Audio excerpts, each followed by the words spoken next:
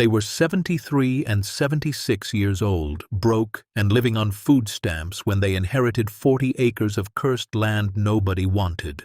But when Harold and Martha dug through 30 years of wilderness and found a buried house beneath the earth, what they discovered in its hidden root vault would turn their final years into the most extraordinary chapter of their lives. $260 million that powerful people had killed to protect and would kill again to claim. Before we dive into the story, make sure to smash subscribe because tomorrow we have an extra special story for you that will blow your mind. The medical bills sat in a stack on the kitchen table of the small mobile home, each envelope a reminder of how close to the edge Harold and Martha Brennan were living. It was late October in Copper Ridge, Montana, and the wind coming down from the mountains had teeth in it. The mobile home, a 1980s model they'd bought used 15 years ago, creaked and groaned with every gust. Its thin aluminum walls did little to keep out the cold that was already settling into the high country. Martha Brennan, 73 years old, sat at that table with reading glasses perched on her nose, silver hair pulled back into the same practical bun she'd worn for 50 years. Her hands, weathered from 7 decades of Montana winters and honest work, sorted through the envelopes with methodical precision. Blue eyes that had once sparkled with optimism now carried the weight of too many struggles, too many disappointments, too many nights lying awake wondering how they'd make it through another month. Across from her, Harold Brennan, 76, tried to work a calculator with hands that wouldn't stop shaking. The tremor had started 2 years ago, subtle at first, just a slight quiver when he held a coffee cup. Now his fingers danced with a rhythm he couldn't control, the early stages of Parkinson's disease stealing his steadiness one day at a time. His face, deeply lined from a lifetime under the Montana sun, was set in concentration as he tried to make numbers work that would never add up. The hospital wants $3,247 by the 15th, Martha said quietly, her voice carrying the exhaustion of someone who'd had this conversation too many times. The neurologist wants $1,895. That's just for your appointments last month. It doesn't count your medications. Harold set down the calculator and rubbed his face with both shaking hands. The sound of his palms against white stubble was loud in the small kitchen. What about your blood pressure medication? I stopped filling it, Martha admitted. We can't afford both. Martha. Don't, she cut him off gently. We both know the math. Your Parkinson's medication alone is $937 a month. Even with Medicare, we're drowning, Harold. They sat in silence for a moment, the only sound the ticking of the cat clock on the wall, its tail swinging back and forth with maddening regularity. The kitchen was small and worn, with linoleum from the 80s peeling at the corners and cabinet doors that hung slightly crooked. But it was clean. Martha kept everything spotless, a point of pride when so much else had slipped beyond her control. We could sell the truck, Harold said, not for the first time. Martha looked through the window at their 1997 Ford F-150, rust eating at the wheel wells, one headlight held in place with duct tape. We need it for your doctor appointments. We're 3 hours from the hospital in Billings. How would we get there? Maybe the kids could... The kids have their own problems, Harold. James is working 2 jobs in Seattle. Susan's husband just got laid off in Denver. And Michael, well, Michael barely calls anymore. Her voice caught slightly on that last part. Their youngest son had moved to California 15 years ago and visited maybe once every 3 years, always with excuses about work, about flights being expensive, about time being tight. Harold reached across the table and took her hand. His tremor made the gesture clumsy, but the intention was clear. After 52 years of marriage, they didn't always need words. We'll figure something out. We always do. But both of them knew that wasn't quite true anymore. There had been a time, maybe 10 or 15 years ago, when Harold's optimism felt warranted. When they'd had savings, when retirement had seemed secure, when the future looked manageable. Now, at 73 and 76, they were down to $732 in their checking account. The savings account had been emptied 2 years ago when Harold's diagnosis came through and they needed tests Medicare wouldn't cover. They had spent their entire lives doing everything right. Harold had taught high school history in Copper Ridge for 42 years. Martha had taught second grade in the same school system for 41 years. They'd raised 3 children, paid their taxes, volunteered at church, helped neighbors, and saved what they could. They'd been good people living good lives in a good small town where everyone knew everyone and people looked out for each other. But good didn't pay medical bills, and small-town jobs didn't come with pensions that kept pace with the cost of healthcare in America. Now, in what should have been their golden years, they were choosing between medications and groceries, between heating oil and electricity, between dignity and survival. The phone rang, startling them both. The old landline, one of the few bills they still paid because cell service was spotty this far into the mountains, jangled with an aggressive electronic chirp. Martha stood slowly, her knees protesting, and answered. "Hello? Mrs. Brennan, this is Timothy Walsh from Walsh & Associates, attorneys at law out of Helena. I'm calling regarding the estate of Vernon Caldwell." Martha's hand tightened on the phone. Vernon Caldwell. That name was a ghost from a past she barely remembered. Her mother's brother. An uncle she'd met maybe twice in her entire life, both times when she was too young to remember clearly. Just a strange, quiet man who'd come to family gatherings, stayed in the corner, barely spoke, and then vanished from their lives entirely when Martha was in high school. "I'm sorry to inform you that Mr. Caldwell passed away 6 months ago," the lawyer continued. "We've been attempting to locate next of kin for the disposition of his estate. According to records we've been able to uncover, you're his closest living relative. Actually, you appear to be his only living relative." Martha sat down slowly, her free hand gesturing to Harold to listen. He leaned in close, and she tilted the phone so they could both hear. "I don't understand," Martha said. "I haven't seen or heard from my uncle in over 50 years. Why would he leave me anything?" Timothy Walsh's voice carried a note of weariness, like he'd had this conversation before and knew how it would go. "Frankly, Mrs. Brennan, I'm not sure he meant to leave you anything. There was no formal will, just an old deed with your name listed as next of kin. When he passed and the county started looking into his affairs, your name came up. You're the heir to his property." "Property?" Martha's voice rose slightly. "What kind of property?" "Approximately 40 acres outside of Millbrook, about 2 hours north of Copper Ridge. According to county records, your uncle purchased the land in 1953 and paid taxes on it until his death. There's a small outstanding balance on those taxes now, about $1,800, which will need to be settled before title can transfer." Martha and Harold exchanged glances. 40 acres. Even worthless mountain land had to be worth something. Maybe enough to pay off some bills. Maybe enough to breathe for a few months. "What's on the land?" Harold asked, leaning closer to the phone. "That's where things get a bit complicated," Walsh said carefully. "According to county assessor records, nothing. It's listed as vacant land, never developed. But I have to be honest with you folks. I drove out there myself last week just to look. The place is completely overgrown. Access road hasn't been maintained in decades. If there ever were any structures, you can't see them now. It's just 40 acres of Montana wilderness that's been reclaimed by nature."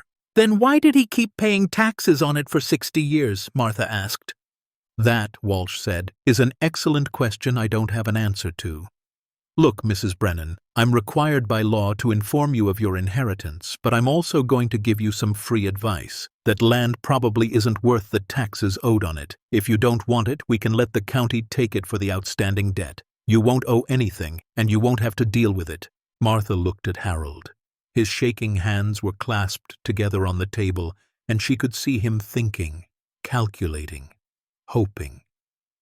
They'd been married long enough that she could read the thoughts crossing his face. 40 acres. Maybe we could sell it. Maybe it's worth something. Maybe this is the break we need. I'd like to see it, Martha said, before we make any decisions. Walsh sighed. That's your right.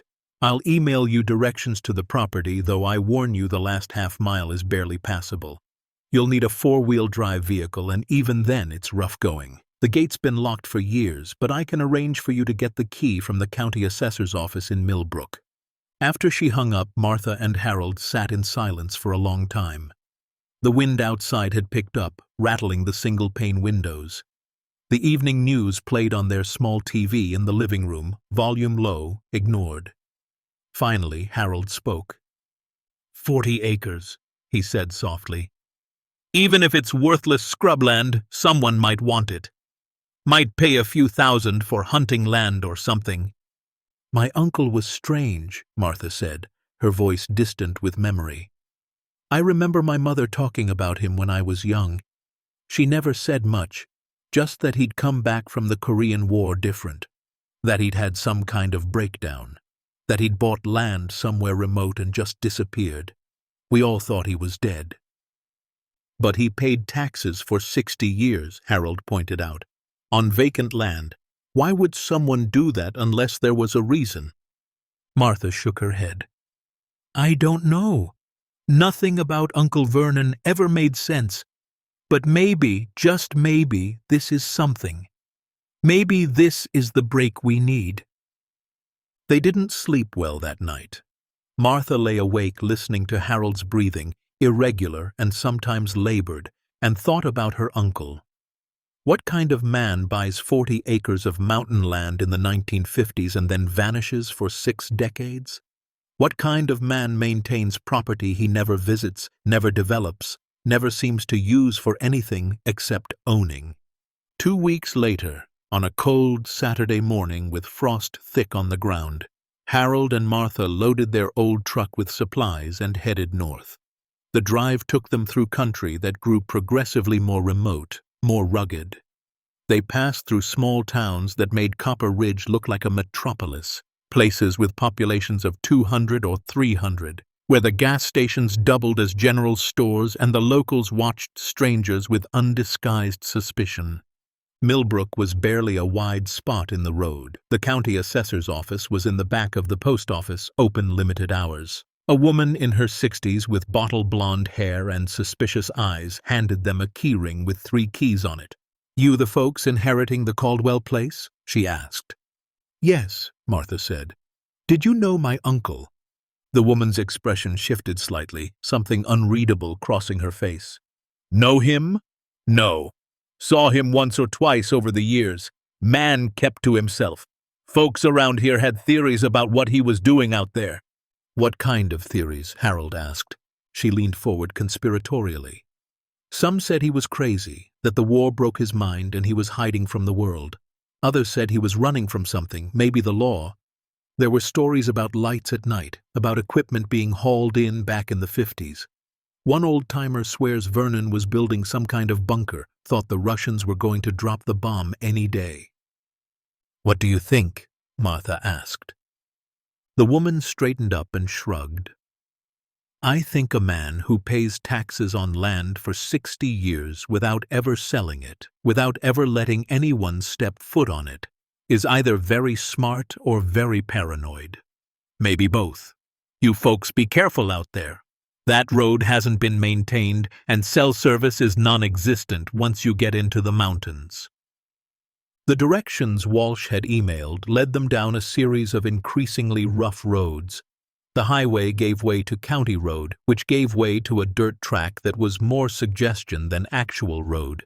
Harold drove slowly, the truck bouncing over ruts and rocks, suspension creaking with every impact. Are you sure this is right? Harold asked, gripping the wheel tightly to compensate for his tremor. Martha checked the printed directions for the 10th time. According to this, the turnoff should be just ahead. Look for a rusted gate and a no trespassing sign. They found it 10 minutes later, almost hidden by overgrown pine trees and scrub brush. The gate was ancient, wrought iron gone orange with rust, held closed by a chain and padlock that looked like they'd been there since the Eisenhower administration. The no trespassing sign was faded almost to illegibility, bullet holes punched through it by bored teenagers or hunters over the decades. Harold got out, his movements slow and careful. The Parkinson's always made him unsteady first thing in the morning and after sitting for long periods. He fumbled with the keys, trying each one until finally the old padlock clicked open. The chain fell away, and with effort he pushed the gate wide enough for the truck to pass through. As they drove onto the property, Martha felt something shift in the air. Maybe it was just the wind coming down from the peaks, colder here in the shadow of the mountains. Maybe it was the way the trees seemed to close in around them, blocking out the weak November sun. Or maybe it was something else, something she couldn't quite name, a feeling of being watched, of trespassing into a place that didn't want visitors. The dirt track that must have once been a driveway was barely visible now, just two faint depressions in the earth mostly hidden by decades of fallen pine needles and encroaching vegetation. Harold followed it slowly, branches scraping against the truck's sides, the sound like fingernails on metal. "How far in does this go?" Harold asked nervously. "I don't know," Martha admitted. "The property is 40 acres. That could be a quarter mile, could be more." They drove for what felt like much longer, though the odometer showed only about half a mile. Then the track opened into what might have once been a clearing. Martha told Harold to stop. They got out slowly, and the silence hit them immediately. No bird calls, no rustling of small animals in the brush. Just the wind sighing through pine trees and the distant sound of water running somewhere out of sight. The clearing wasn't really clear anymore. Saplings had taken root, brush had grown up, nature reclaiming what humans had briefly touched. But there was something wrong with the landscape. Martha realized it after a moment of scanning the area. The ground wasn't level. There were humps and depressions that didn't look natural, like something had been built here and then allowed to be swallowed by the earth. "Harold," she said quietly, "do you see that?" He followed her pointing finger. At the far end of the clearing, barely visible beneath decades of overgrowth, was something that definitely wasn't natural. Stone. Worked stone, not random rocks. It formed a low wall, maybe 3 feet high, running for 15 or 20 feet before disappearing into the earth. They approached carefully, Harold's hand gripping Martha's arm for balance as they picked their way over uneven ground. As they got closer, more details emerged. The stones weren't randomly placed. They'd been carefully fitted together, mortared, built by someone who knew what they were doing. The wall disappeared into a hillside, or what looked like a hillside. Martha knelt beside it, brushing away moss and dead leaves. Her fingers traced the stonework, feeling the precision of it. "This is old," she said, "but not ancient. Maybe 60, 70 years?" Harold was looking at the hill itself, his history teacher's mind working. "Martha, I don't think that's a natural hill. Look at the shape of it. It's too regular, too symmetrical. I think it's covering something." They walked around the structure, if that's what it was, searching for an entrance. The undergrowth was thick, blackberry bushes and wild roses creating barriers that tore at their clothes and skin. Martha was about to suggest they come back with better equipment when Harold called out, "Here, I found something." She pushed through a particularly dense thicket and found him standing before what was unmistakably a door. Metal, heavy, set into a concrete frame that was built into the hillside. The door was painted green, or had been once. Now it was mostly rust and flaking paint, but it was clearly man-made, clearly intentional, and it had a handle. Martha felt her heart rate increase. "He built into the hill," she breathed. "My uncle built something underground." Harold reached for the handle, then hesitated. "Should we? I mean, maybe we should call someone. The sheriff or—" "And tell them what?" Martha interrupted. "That we found a door on our own property?" "Harold, whatever's behind this door, it's ours now. We have every right to look." He nodded slowly, then gripped the handle. It didn't move. He pulled harder, his whole body tensing with effort, but the door remained firmly shut. Decades of rust and settling had sealed it tight. "We need tools," Martha said, trying to keep the disappointment out of her voice. "A crowbar, maybe some WD-40, something to break the seal." They marked the spot carefully, Harold tying an orange flag from the truck to a nearby tree, and made the long drive back to Copper Ridge. That night, neither of them could focus on anything else.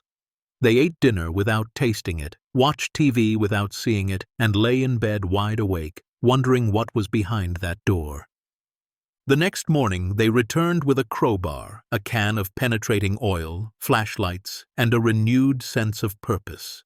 Harold sprayed the hinges and the seam around the door liberally, letting the oil work its way into decades of rust. Then, bracing his feet and using the crowbar for leverage, he pulled. Nothing. He rested, his tremor worse from the exertion, then tried again. This time, Martha added her strength to his, both of them pulling on the crowbar with everything they had. Something groaned deep in the metal. A small shift, just a fraction of an inch. "Again!" Harold gasped. "On 3! 1, 2, 3!"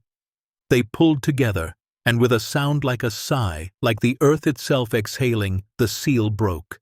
The door shifted an inch, then another. Harold worked the crowbar into the gap and levered it wider. Fresh air, or rather old air, rushed out. Cool, dry, with a strange metallic scent. The door swung open on protesting hinges, revealing darkness beyond. Harold shone his flashlight into the opening, and they both leaned forward to see. Stone steps descending into the earth. Not rough-hewn cave steps, but proper constructed steps with even risers and a handrail mounted to the wall. "Vernon built this," Martha whispered, awe in her voice. "All those years, everyone thought he was just living rough on vacant land. But he built this." Harold tested the first step carefully. It held his weight. The concrete was solid, professionally done. "He didn't do this alone," Harold said, his mind making connections. "This kind of construction, this is serious work, engineering, planning, money." They descended slowly, Harold's hand on the rail, Martha right behind him with her own flashlight. The stairway was longer than expected, 20 steps, 30, going deeper into the earth. The temperature dropped as they descended, and the air grew still and strangely preserved. At the bottom, their flashlight beam swept across a space that made them both stop breathing. A corridor. Not a cave, not a rough tunnel, but an actual corridor with smooth walls, a level floor, and ceiling-mounted light fixtures. Everything was covered in a fine layer of dust, undisturbed for years, but otherwise intact. "There's a switch," Martha said, pointing. On the wall near the bottom of the stairs was an old-fashioned toggle switch, the kind from the 50s or 60s. "It won't work," Harold said. "There's no power after all these years." But Martha flipped it anyway, more out of habit than hope. And overhead, with a flicker and a hum, fluorescent lights came to life. Old tubes, probably original, casting a harsh white glow that made them both squint after the darkness. "How?" Harold breathed. "How is there power?" They stood in shocked silence, staring at lights that shouldn't work, in a place that shouldn't exist, on property they'd inherited from a man who was supposed to have lived rough for 60 years. The corridor stretched ahead of them, doors visible along its length, real doors with door handles and brass nameplates. Martha walked forward slowly, almost in a trance. She reached the first door and read the nameplate aloud. "Kitchen." She turned the handle. The door opened smoothly, hinges well maintained despite the years. Beyond was a kitchen that looked like it had been transplanted from 1953 and buried under a mountain. Vintage appliances, A turquoise Frigidaire refrigerator, a white enamel gas stove with chrome details, metal cabinets painted cheerful yellow. A small dinette table with red vinyl chairs. Everything was period perfect, preserved under a layer of dust but otherwise seemingly functional. Harold opened the refrigerator. It was empty and powered off, but clean. No rot, no decay. Someone had cleaned it out before walking away. They moved to the next door. Living room. Inside was a sitting area with a couch, chairs, and a coffee table. A radio, the kind with a big round dial and fabric over the speaker. Bookshelves lined with books. A reading lamp. Even a rug on the floor, geometric patterns in orange and brown. Door after door revealed more rooms. A bedroom with a neatly made bed and a dresser still containing folded clothes. A bathroom with pink tile and a pedestal sink. Another bedroom, smaller, maybe for guests. Every room was clean, organized, frozen in time like a museum exhibit of mid-century living. "He lived down here," Martha said, wonder and horror mixing in her voice. "For how long? 10 years? 20? All while everyone thought he was crazy and hiding from the world. He was hiding, but in style." At the end of the corridor was one final door, different from the others, heavier, with 3 separate locks and a sign painted directly on its surface in neat black letters, "Root Cellar, do not enter without authorization." Harold and Martha stood before it for a long moment. Everything they'd seen so far was strange, unexpected, but explainable. A paranoid man building an underground house during the Cold War, hiding from a world he feared. But this door was different. This door had locks. This door had a warning. "What do you think is in there?" Martha whispered. Harold shook his head. "Only one way to find out." But the locks were serious, commercial grade even by today's standards, let alone by 50s standards. They weren't going to open them with a credit card or a bobby pin. This would require real work, real tools, and real determination. They stood in that underground house for another hour, exploring, photographing everything with Harold's old digital camera, trying to process what they'd found. A complete dwelling, fully furnished, sealed away from the world for decades. The utilities were still functioning. Water ran from the taps after a moment of coughing and sputtering. The lights worked throughout. A generator somewhere, they realized, must still be running, must still have fuel. Vernon Caldwell had built something designed to last, designed to stay hidden, designed to preserve whatever was behind that locked door. As they finally climbed back up the stairs into the fading afternoon light, both Harold and Martha felt the weight of what they'd inherited shift. This wasn't just 40 acres of scrubland, this was a mystery, a secret that had been kept for 60 years. And behind that locked root cellar door, something important enough that a man had spent his entire life guarding it. The question was, did they really want to know what it was? And more importantly, were they prepared for what might happen when they found out? Harold and Martha returned to the underground house 3 days later, this time prepared. They brought a toolkit from Harold's small workshop, heavy-duty bolt cutters they'd bought at the hardware store in Billings, more flashlights, batteries, and sandwiches in case they were there for hours. The November sky was heavy with the promise of snow as they made their way down the overgrown path to the hidden entrance. The door opened more easily this time, as if the house was welcoming them back. Harold flicked the light switch at the bottom of the stairs, and again, the fluorescent tubes hummed to life. That sound, that impossible electrical hum, still made Martha's skin prickle. Somewhere deep in the earth, a generator was running, had been running for decades, powered by fuel that should have run out years ago. "We should find that generator," Harold said, his voice echoing slightly in the corridor. "Figure out how it's still working." "Later," Martha said, her eyes fixed on the locked door at the end of the hall. "First, I want to know what my uncle was protecting." They walked past the kitchen, past the living room with its frozen-in-time furniture, past the bedrooms that still smelled faintly of mothballs and old cologne. The locked door waited, its 3 deadbolts gleaming dully in the fluorescent light. The painted warning seemed even more ominous now. "Root cellar. Do not enter without authorization." Harold set down his toolkit and examined the locks. "These are serious," he said, running his fingers over the mechanisms. "Military grade or close to it. Your uncle wasn't taking any chances." "Can you open them?" Martha asked. Harold's hands shook as he selected a screwdriver and hammer. "I can try. But Martha, I'm thinking maybe we should reconsider. A man doesn't put 3 locks on a door unless what's behind it is either very valuable or very dangerous." "Or both," Martha said quietly. She pulled one of the kitchen chairs they'd found into the corridor and sat down. "Harold, we're 73 and 76 years old. We're broke. We're sick. What's the worst that could happen? We find out my uncle was hoarding canned goods, that he was crazy, and there's nothing down there but his delusions?" Harold looked at her for a long moment, then nodded. "All right. But if we find something dangerous, we call the authorities immediately. Agreed?"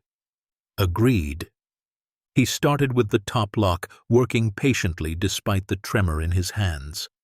It was slow work, made slower by his condition and the age of the mechanisms. 45 minutes passed. An hour. Martha made coffee using the vintage percolator in the kitchen, running water from taps that shouldn't work, using electricity that shouldn't exist. The absurdity of it all, making coffee in an underground house that had been sealed for decades, almost made her laugh. "Got it," Harold said suddenly.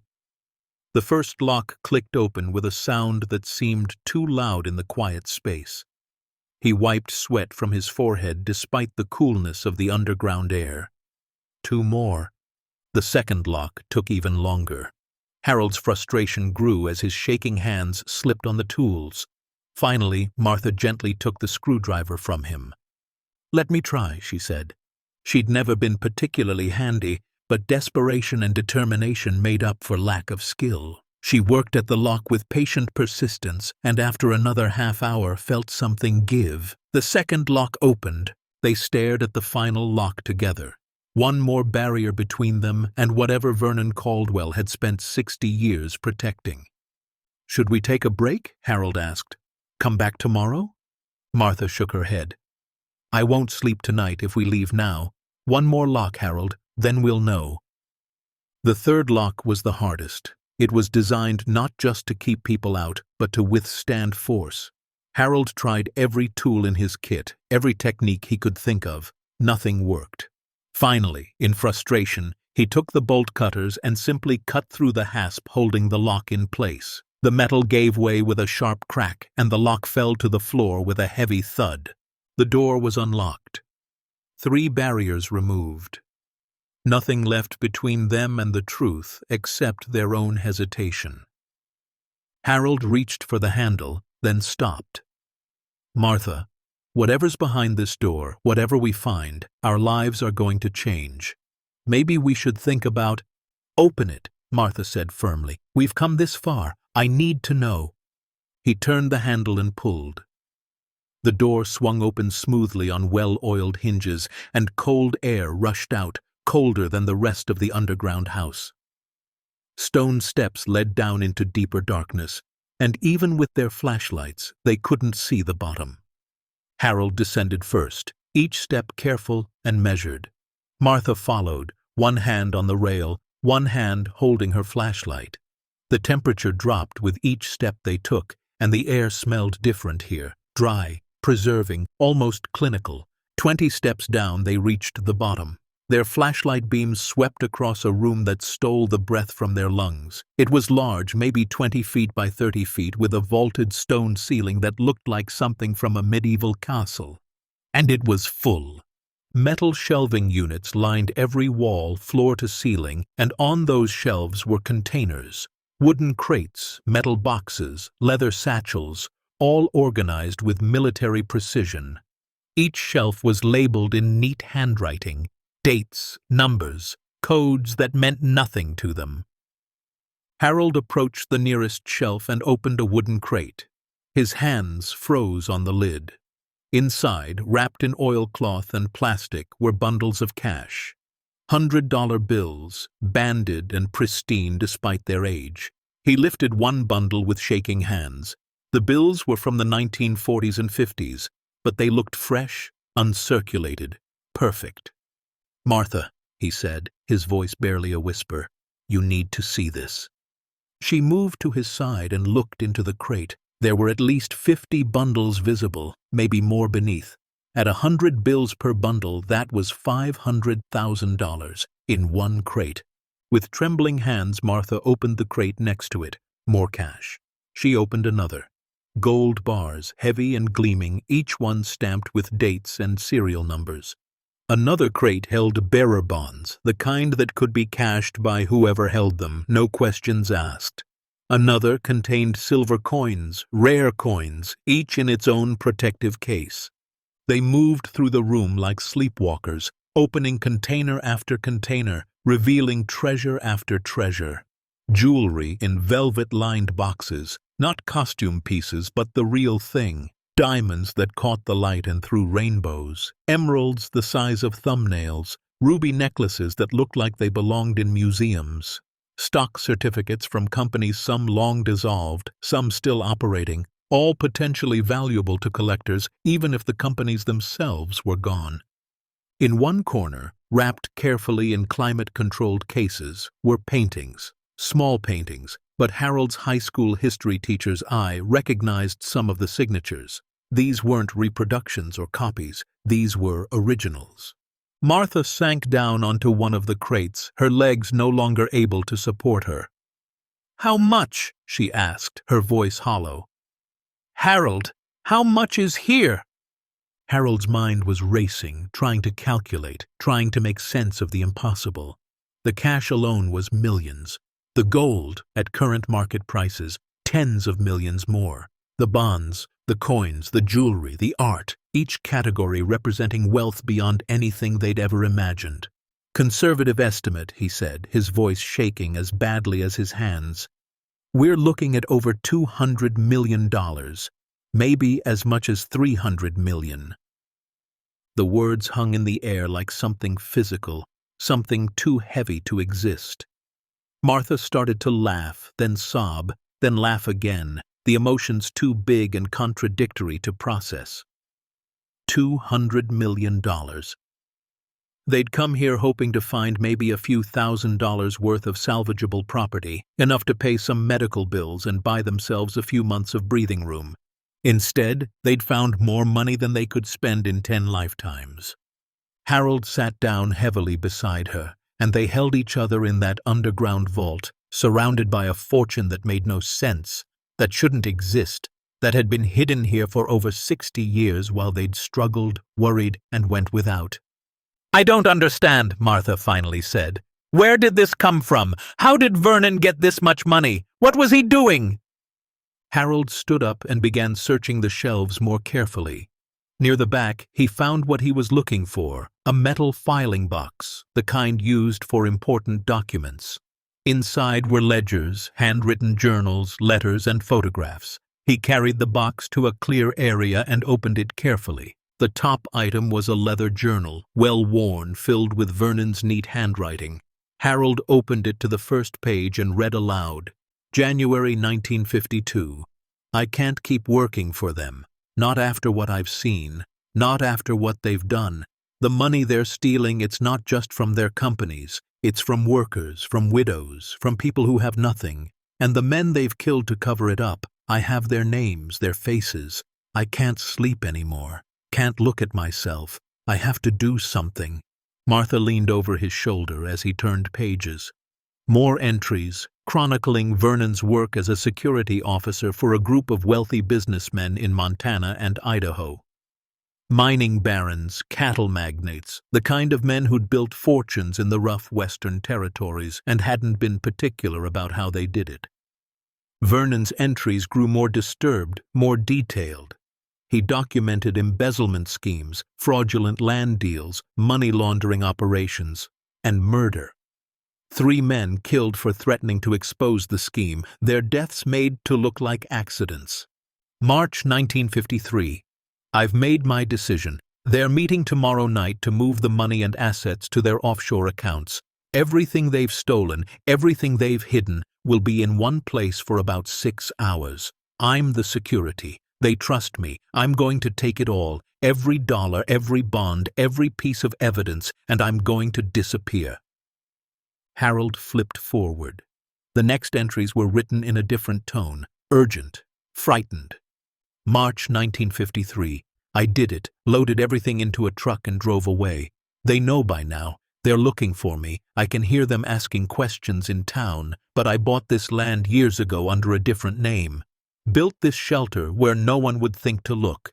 I'll stay here, protect the evidence, wait for the right time to expose them. Martha picked up a stack of photographs from the box. They showed men in suits, 1950s business attire, standing beside mining equipment, cattle ranches, office buildings. On the back of each photo, Vernon had written names and dates.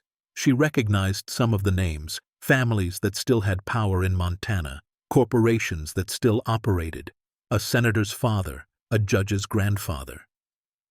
This isn't just money, she said slowly. This is evidence. Evidence of crimes these people thought were buried 60 years ago. Harold found more documents, original ledgers showing the embezzlement, letters discussing the murders in coded but clear language, wire transfer records, land deeds obtained through fraud. Vernon had taken everything, not just the money, but the proof of where it came from and what had been done to get it. He was protecting this, Harold said, not just hiding it, protecting it. He spent 60 years underground, alone, guarding evidence that could destroy some of the most powerful families in the Northwest. They sat in silence, the weight of their discovery pressing down on them. This wasn't a treasure. It was a bomb, a secret that people had killed to protect, would kill again to keep buried. Martha pulled another journal from the box, this one more recent, the handwriting shakier. She opened to the last entry, dated just months before Vernon's death. I'm dying. The doctors say 6 months, maybe less. 60 years I've been down here, waiting for the right moment, the right person to trust this to. But I'm out of time. The families are still powerful, still dangerous, but their original crimes are too old now. Most of the men I stole from are dead. Their children don't even know what their fathers did. I'm leaving everything to my niece, Martha. I don't know her, haven't seen her since she was a child, but she's family and she's not part of their world. Maybe she'll know what to do. Maybe she'll have the courage I lost. Tell her I'm sorry, sorry for the distance, sorry for the burden. But someone has to know the truth. Someone has to decide if justice matters more than money. Martha's hands trembled as she read the words. Her uncle, the strange man she barely remembered, had left her more than property. He'd left her a choice, a terrible, impossible choice. We need to tell someone, Harold said. The police, the FBI, someone. And tell them what? Martha asked. That we found $260 million in an underground vault on property we just inherited? Harold, they'll take it, all of it. We'll be investigated, questioned. We'll spend what's left of our lives tied up in legal battles while lawyers and government agencies fight over every dollar. But Martha, this is evidence of crimes, murder. We can't just— Can't we? She interrupted, her voice sharp. Those crimes happened 60 years ago. The men who committed them are dead. Yes, their families still have power, still have money built on blood, but exposing them now won't bring anyone back. Won't undo any of the harm. All it will do is guarantee that we never see a cent of this money and probably get us killed in the process. Harold stared at her, seeing something in his wife he'd never quite seen before. A hardness born of too many years struggling, too many compromises, too much going without while wealthy people played games. When did we become people who look the other way? He asked quietly. Martha's expression softened. She took his shaking hands in hers. We're not looking the way. We're choosing to survive. We're 73 and 76 years old, Harold.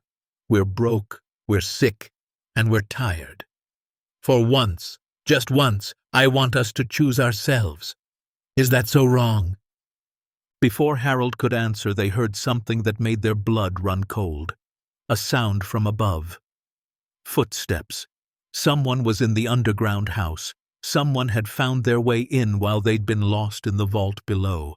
They froze, barely breathing.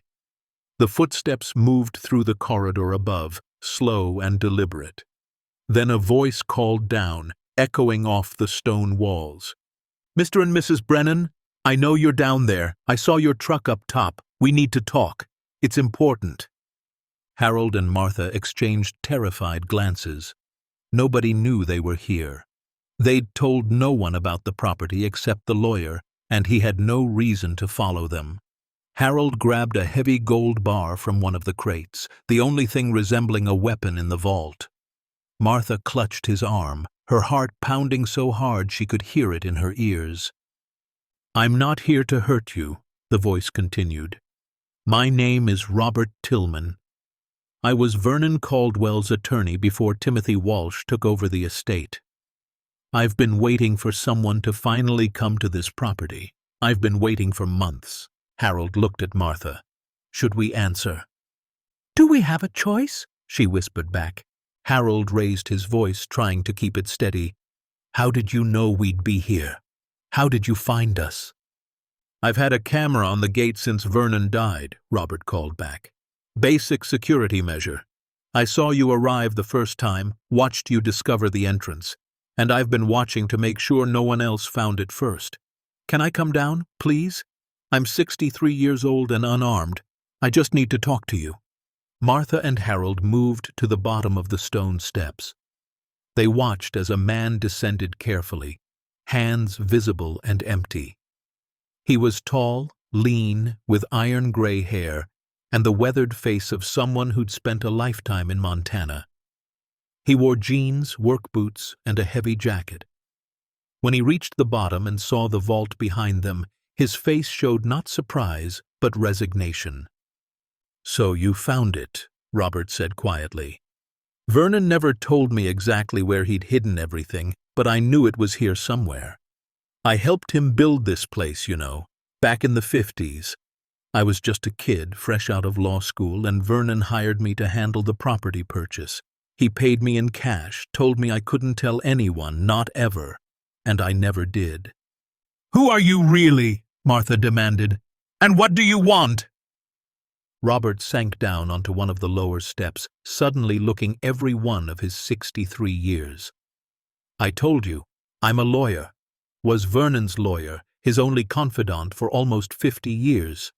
He trusted me because I helped him when no one else would, and I kept his secrets because I believed in what he was doing."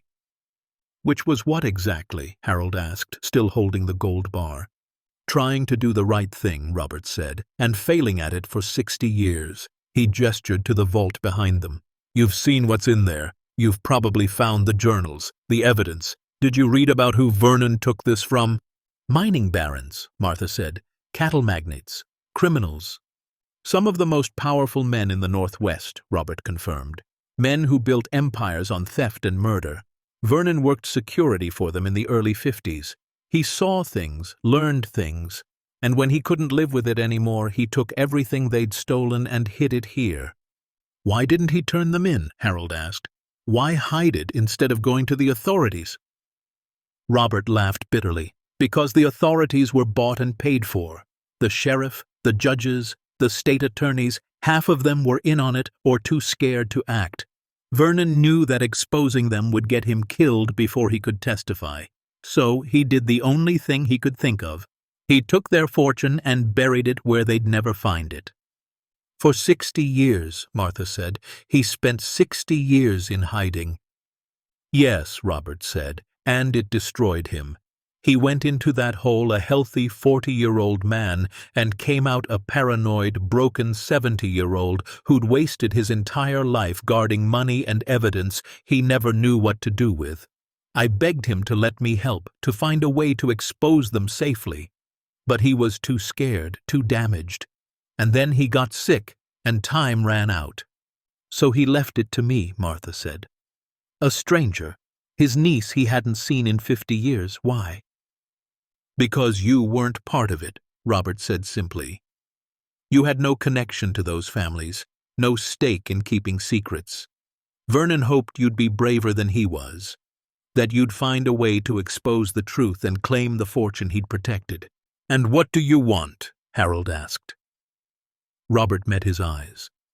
I want to help you decide what to do next.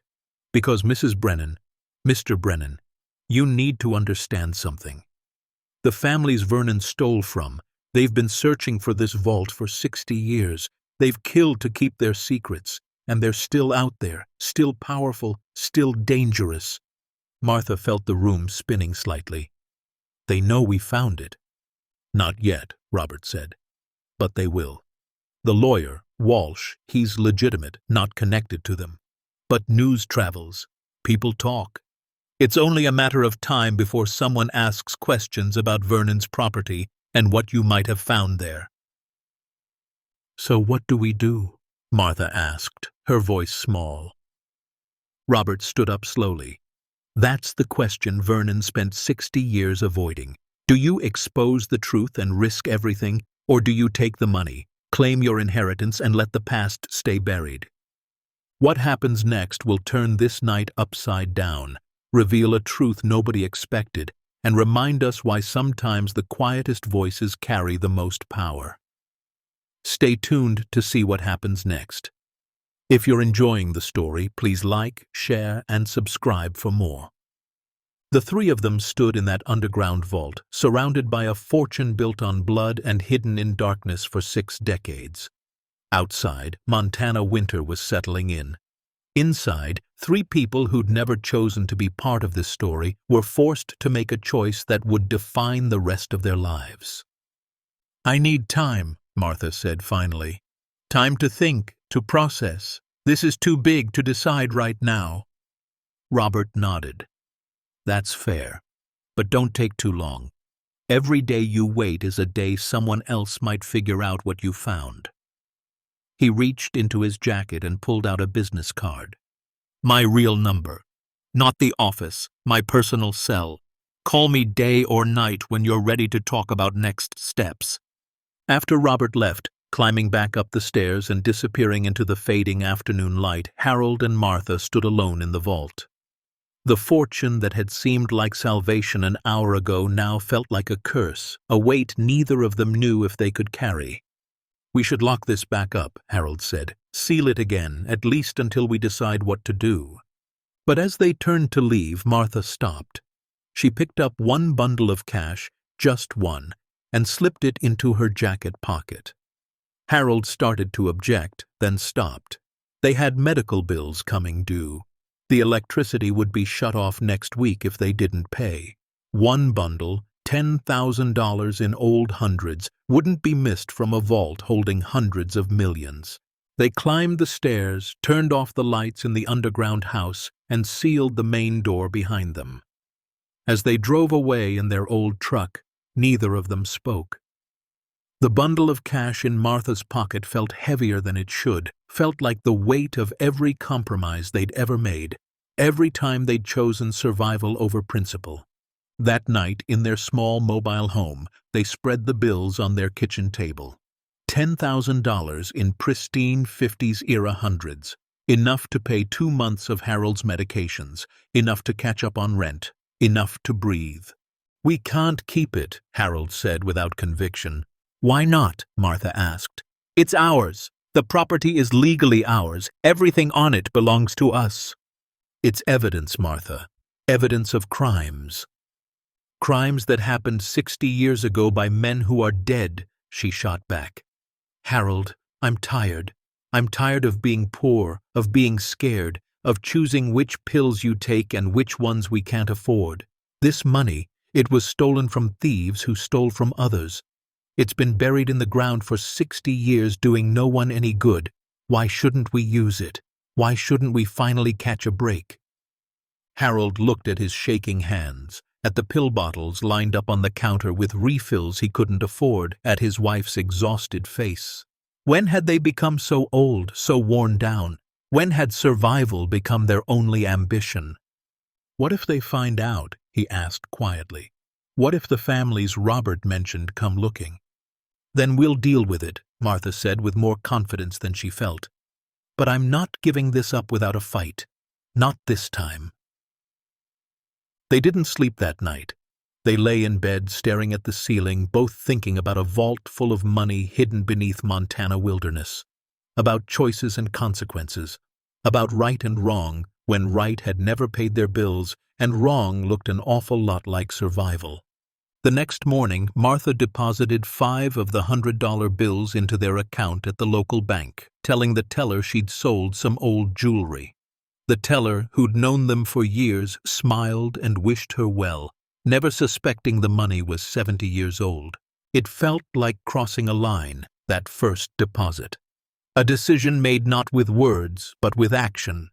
They were keeping the money. They were betting their final years on a fortune built on blood and buried in secrets. Over the next week, they began to research. Harold, with his historian's mind, dug into old newspaper archives and public records. He found articles about the mining and cattle barons Vernon had worked for, names that were still prominent: the Mitchell family, copper kings who now ran legitimate mining operations worth billions; the Ashworth Corporation, cattle and real estate, their name on buildings and foundations across the Northwest; the Garrett Trust, old money that had its fingers in everything from banks to universities, and buried in old police reports and newspaper stories from the 50s, he found hints of the crimes Vernon had documented. Mine workers who died in suspicious accidents, land deals that seemed fraudulent but were never investigated, 3 men who'd threatened to go public about financial irregularities and ended up dead within months of each other. "It's all true," Harold told Martha. "Everything Vernon wrote. These families built their fortunes on stolen money and covered it up with murder. And they're still powerful, still influential, still dangerous." Martha read through the research, her expression hardening. "Then they don't deserve to get this money back, and we don't owe them anything." But the universe, it seemed, had other plans. 2 weeks after they'd opened the vault, as Martha was driving home from the grocery store, she noticed a car following her.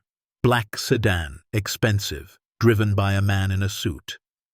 When she turned down the road to their mobile home park, the car kept following. She parked quickly, grabbed her groceries, and hurried inside. Through the window, she watched the black sedan drive slowly past, the driver's face hidden behind sunglasses, his head turning toward their home as he passed. "Harold," she called, her voice tight with fear. "We have a problem." That night, the black sedan parked at the entrance to their mobile home park. Just sat there, engine off, a visible presence. A message. "We know where you are." Martha and Harold sat at their kitchen table, looking at each other across years of marriage and shared struggles. They'd thought they were choosing survival. Now they realized they might have chosen something else entirely. They'd chosen a war they weren't prepared to fight. And the enemy had just announced they knew where to find them. The black sedan stayed parked at the entrance to Copper Ridge Mobile Home Park for 3 days. During the day it would leave, but every evening around dusk it returned. Different cars sometimes, different drivers, but always the same message: "We're watching you. We know where you live." Harold started carrying the old hunting rifle his father had left him, keeping it by the front door. Martha installed motion sensor lights around their mobile home with money from the bundle they'd taken from the vault. Neither of them slept more than a few hours at a time, both jumping at every sound, every car engine, every footstep outside. On the 4th day, the sedan was gone. Martha allowed herself to hope that maybe whoever had been watching had given up, had decided 2 elderly people weren't worth the trouble. That hope lasted exactly 6 hours. She was in the checkout line at Safeway when she felt someone standing too close behind her. She turned to find a woman in her 50s, expensively dressed in a cashmere coat and leather boots that probably cost more than Martha's monthly rent. The woman's smile was pleasant, but her eyes were cold. "Mrs. Brennan?" the woman said, her voice low enough that the cashier couldn't hear. "My name is Victoria Ashworth. I wonder if we might speak outside for just a moment." Martha's blood turned to ice. Ashworth. One of the names from Vernon's journals, one of the families he'd stolen from. She wanted to run, to scream, to call for help. Instead, she found her voice. "I don't think we have anything to discuss." "Oh, but we do," Victoria said, still smiling that cold smile. "You've found something that belongs to my family. We'd very much like it back." The cashier called out the total. Martha's hands shook as she swiped her debit card. Victoria waited patiently, as if they were old friends chatting about the weather. When Martha grabbed her bags and headed for the door, Victoria followed. In the parking lot, away from witnesses, Victoria's smile disappeared. "Let's not play games, Mrs. Brennan. We know Vernon Caldwell left you property. We know you've been exploring it, and we know what he hid there." "I don't know what you're talking about," Martha said, her voice steadier than she felt. "Yes, you do." Victoria stepped closer. "My grandfather and his associates had certain assets that Vernon stole in 1953. Those assets belong to us. We're prepared to be reasonable. We'll give you $5 million cash, completely untraceable. You sign over the property, you walk away, and you never speak of this again." "And if I don't?" Martha asked, though she already knew the answer. Victoria's expression hardened.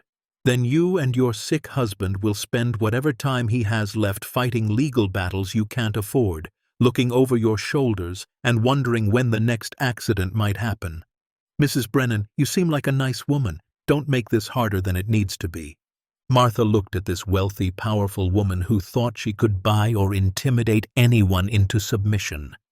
And something inside her, something that had been building through years of struggle and compromise, finally broke free. "No," Martha said clearly, loud enough that people loading groceries in nearby cars turned to look. "That fortune was stolen from working people by your grandfather and his friends. They murdered to protect it, and you want me to help you keep it? The answer is no. Now get away from me before I call the police and tell them you're threatening me." Victoria's face flushed with anger. "You're making a terrible mistake." "Maybe," Martha said, "but it's my mistake to make." She loaded her groceries into the truck and drove away, her hands gripping the wheel so tightly her knuckles turned white. In her rearview mirror, she watched Victoria make a phone call, her expression furious. Martha had just declared war on one of the most powerful families in Montana, and she had no idea how to fight it. That evening, Robert Tillman came to their mobile home. He didn't call first, just knocked on the door as darkness was falling. Harold answered with the rifle in his hands, then lowered it when he recognized the lawyer. "We need to talk," Robert said, his face grim. "May I come in?" Inside, over coffee Martha made with shaking hands, Robert laid out what they were facing. "Victoria Ashworth called me 3 hours ago," he said. "She knows you refused her offer. The Ashworth family is filing a lawsuit claiming Vernon Caldwell was their employee when he took the assets, which makes it theft of company property. The Mitchell family is preparing a similar suit, and I've heard rumors the Garrett Trust is exploring criminal charges, claiming Vernon and by extension you are in possession of stolen property." "Can they do that?" Harold asked. "The crimes happened 60 years ago." "There's no statute of limitations on theft of this magnitude," Robert said. "And these families have expensive lawyers who know how to keep cases tied up in court for years. They'll bleed you dry with legal fees, force you to spend every penny defending yourselves, and then offer to settle for the vault's contents." Martha set down her coffee cup so hard it cracked. "So we have no choice? We just hand over everything?" "I didn't say that," Robert leaned forward. "You have one advantage they don't know about yet, Vernon's documentation, the journals, the ledgers, the evidence of their crimes. If you go public with that, if you make it a media story about corruption and cover-up, it changes the equation. They can't just quietly sue you into submission if the whole world is watching. But going public means admitting we have the vault, Harold said. It means investigations, taxes, government agencies. Yes, Robert said. But it also means protection. These families operate in shadows.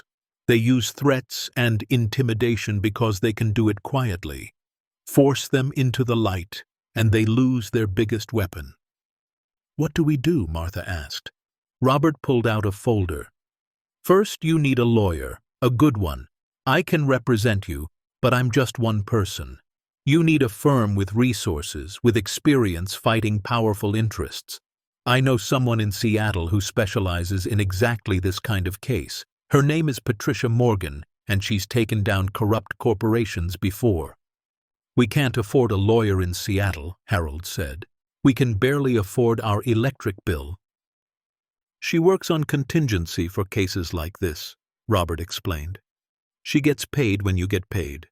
But Martha, Harold, you need to understand what you're choosing here. If you fight this, if you go public, your lives will never be quiet again. You'll be in the media. You'll be questioned by authorities. And these families will use every trick, every connection, every resource to destroy you. Martha looked at Harold. His hands were shaking worse than usual, his face pale with stress and exhaustion. He'd lost weight in the past few weeks, and his medications weren't controlling his symptoms as well as they should. Fighting a protracted legal battle could kill him, but in his eyes she saw something she hadn't seen in years, a spark, a refusal to back down. We fight, Harold said quietly. We spent our whole lives teaching kids about people who stood up for what was right. Time we practiced what we preached. The next day, Robert drove them to Seattle to meet Patricia Morgan. The drive took 6 hours, and Harold slept most of the way, his body exhausted from stress and illness. Martha watched the landscape change from Montana mountains to Washington forests and wondered what they were getting themselves into. Patricia Morgan's office was in a converted warehouse in Seattle's industrial district, nothing fancy or impressive. The lawyer herself was in her mid-40s, with prematurely gray hair pulled into a messy bun, wearing jeans and a flannel shirt. She looked more like a college professor than a high-powered attorney. But when she started asking questions, Martha saw the steel beneath the casual appearance. "Walk me through everything," Patricia said, a recorder running on her desk. "From the beginning. Don't leave anything out." For 3 hours, Martha and Harold told the story. The inheritance, the property, the underground house, the vault, the fortune. Patricia listened without interrupting, taking notes in neat shorthand. When they finished, she sat back in her chair and whistled softly. $260 million, hidden for 60 years, with documentation proving it was stolen from families who committed murder to cover their crimes. She smiled, and it was the smile of a predator who'd just spotted prey. "This is the case I've been waiting my entire career for." "Can we win?" Harold asked. "Win?" Patricia laughed. "Mr. Brennan, we're not just going to win. We're going to expose 60 years of corruption, take down some of Montana's most powerful families, and make sure you and your wife never worry about medical bills again. But I need complete honesty from you. Have you taken anything from the vault?" Martha hesitated, then pulled out the bundle of cash from her purse. It was smaller now, about $7,000 left. "We took this, for medical bills. I'm sorry, I know we shouldn't have—" Patricia waved her hand. "Actually, that helps us. It establishes that you've taken possession of the property and its contents. But from now on, you don't touch anything else in that vault. Not a single dollar. Understood?" They nodded. "Good. Now here's how this is going to work. We're going to file a legal claim establishing your ownership of the property and everything on it. Simultaneously, we're going to release Vernon Caldwell's journals and documentation to the press. I have contacts at major newspapers who will love this story. We make it public, make it loud, and make it impossible for these families to threaten you quietly." "What about the government?" Harold asked. "The IRS, the FBI?" "They'll investigate," Patricia said frankly. "You'll be questioned, audited, scrutinized. But if we handle this right, if we frame it as inherited property and historical evidence of crime, we can minimize the tax burden and establish clear legal ownership. It won't be easy, and it won't be fast. But it's doable." Over the next 2 weeks, everything happened at once. Patricia filed their legal claim with Montana courts. She released copies of Vernon's journals to 3 major newspapers, and she held a press conference in Helena with Martha and Harold standing beside her, announcing the discovery of hidden evidence of a 60-year-old criminal conspiracy involving Montana's wealthiest families. The story exploded. Within hours it was picked up by national news. Within a day it was trending on social media. Reporters descended on Copper Ridge. The mobile home park suddenly had news vans parked outside, cameras pointed at Harold and Martha's small home. The reaction was immediate and vicious. The Ashworth Corporation released a statement calling the claims baseless and defamatory, threatening legal action against everyone involved. The Mitchell family's lawyers filed a motion to seal the documents, claiming they contained proprietary business information. The Garrett Trust issued a terse no comment, but their lawyers were already filing injunctions. But something unexpected happened. Other families started coming forward. A woman in Billings whose grandfather had worked in the Ashworth mines contacted Patricia, saying her family had always believed his death wasn't an accident. A retired accountant who'd worked for Mitchell Corporation in the 70s sent copies of documents he'd kept hidden, showing financial irregularities that had never been investigated. Former employees, now in their 70s and 80s, gave interviews describing intimidation and cover-ups. The story grew beyond just Harold and Martha's discovery. It became about decades of unchecked power, about families who'd built empires on blood and theft, about small people who'd been crushed by wealth and influence. Back in Copper Ridge, the community was divided. Some people were proud that one of their own was standing up to powerful interests. The local diners started a collection jar to help with expenses, though Harold and Martha insisted they didn't need it. Neighbors brought casseroles and offered support, but others resented the attention, the disruption. Some believed the wealthy family's version of events, that Vernon had been a thief and Martha was trying to profit from stolen property. A few worried that attacking powerful families would bring trouble to the whole town. The threats escalated. Someone spray-painted thieves across the side of their mobile home. Their mailbox was smashed. Harold's truck had all 4 tires slashed one night. The local sheriff, a decent man named Tom Reeves, started having deputies patrol past their home regularly, but he couldn't be everywhere. The legal attacks were even worse. The Ashworth family filed a lawsuit claiming defamation and demanding immediate seizure of all materials taken from the vault. The Mitchell family's attorneys got a judge to freeze Harold and Martha's bank accounts pending an investigation into the source of the money they'd deposited. The Garrett Trust's lawyers filed a criminal complaint with the FBI, claiming possession of stolen property. Patricia fought every motion, filed countersuits, and gave interviews explaining how these families were using their power to intimidate witnesses and cover up historical crimes. But the stress was taking its toll. Harold collapsed one morning in early December. Martha found him on the bathroom floor, conscious but unable to get up, his entire body rigid with tremors. The ambulance ride to the hospital in Billings took 2 hours, and the entire way Martha held his hand and wondered if fighting this battle was worth losing him. The doctors said it was stress-induced exacerbation of his Parkinson's. They adjusted his medications and kept him for observation, but the neurologist pulled Martha aside with bad news.